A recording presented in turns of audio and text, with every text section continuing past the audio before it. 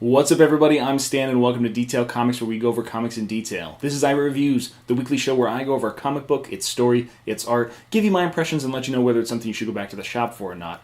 What I'm going to be talking about is Prowler number 2. So this is a tie-in to the Clone Conspiracy, and it's really picking up the other parts of the story that aren't being touched on in the main Clone Conspiracy book, as well as the Amazing Spider-Man title. You know, we've got Silk as a tie-in, Prowler as a tie-in, as well as the Amazing Spider-Man, that really sum up the Clone Conspiracy and what's going on around that giant event. So as far as the story goes, we pick up where we left off last time. Hobie Brown has been captured by an unnamed assailant as he's going to this destination that wasn't really specified in the previous book. Obviously, Madame Webb, who has been resurrected, I guess, out of this whole situation, she is given a prophecy, and she's seen this vision and directed Hobie in that general direction. And who do we find there? Julia Carpenter. So for those of you that aren't familiar with Julia Carpenter, she was a Spider-Woman, and ultimately she served on the West Coast Avengers. She was on the Freedom Force. She's been on the run a couple times, and she was basically kind of weird, but then she lost her power. She became a Madame Webb herself, who passed on her prophetic abilities to Julia Carpenter in the Grim Hunt storyline of Amazing Spider-Man.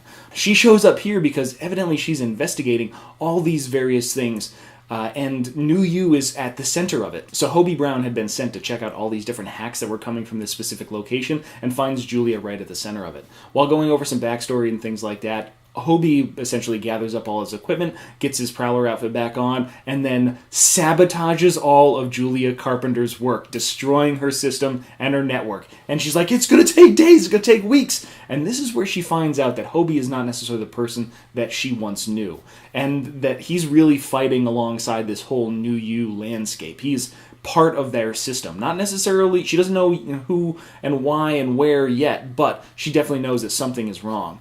Then we get this parallel storyline where all the villains that were resurrected by the Jackal, they're kind of dicks, so they're fighting each other, and he's really wondering where Hobie is. He needs to be the security, he needs to keep everybody in check, and since Hobie's not around, he needs to be basically brought back in so he can do his job. And who does Jackal turn to?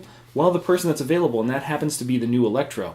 So she is a bit intense when it comes to being Electro, and goes directly to Madame Webb to try and find out where she sent Hobie Brown, and ultimately relies on torturing the old lady to try and get the information that she needs. We finally bounce back to Alcatraz, where we see Julia Carpenter and Hobie Brown in a little bit more of a conflict, but nothing too terribly crazy, as she disappears just as a onset of the carrion disease starts to strike Hobie Brown. So he starts to decay as, and this is the first real kind of transformation that we've seen kind of happen in real time, as Hobie has forgotten, he doesn't have his medication, he doesn't know when the last time he had it was, and what's going to happen to him now, but he's spitting blood and his face is rotting on the right-hand side. It's kind of ridiculous. But who makes their final appearance? Electro, and she is a psycho. She's just looking to wipe the mat with Hobie Brown and basically make him a big brown spot, just singed on the ground. And that's where we leave off this issue. So as far as the story's concerned, it's still pretty weak in my estimations, because there's not really a whole lot of development for Hobie Brown. There's a very few accent pieces that really help touch on the New U aspect. The introduction of Julia Carpenter is kind of cool. I didn't really know who she was. She's like that deep a cut in that respect, because I just didn't pay attention to her as a character. And I didn't really see that it was like, oh, yay, Julia Carpenter's back. That didn't really do anything for me. The thing that struck me the most is how sadistic and psychopathic Electro is being portrayed. This person that just became this as part of some sort of genetic DNA swab kind of deal that was an accident, she's just kind of off the deep end, and I don't necessarily know where that's coming from. She seemed extremely timid until she got this power, and now she's just kind of going full-on crazy. So I'm not sure if that's a function of the writing, or it's some sort of underlying current that's going to go with the story. I still do find it pretty weak, and there's not enough substance in here regarding the Clone Conspiracy to really kind of make it a must-read situation. It's definitely an accent piece. It's filling you in on things that you might not necessarily need to know, but they're okay to know, I guess.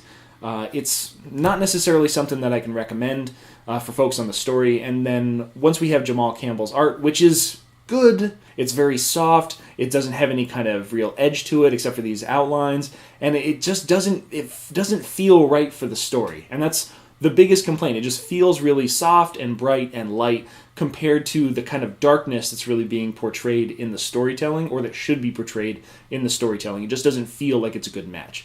So overall, Prowler number 2 continues to be a book that you might not necessarily have to pick up. If you want to be a completionist for the Clone Conspiracy, this is a tie-in, so you got to kind of get it. But I can totally understand if you don't want to pick it up and you don't need to.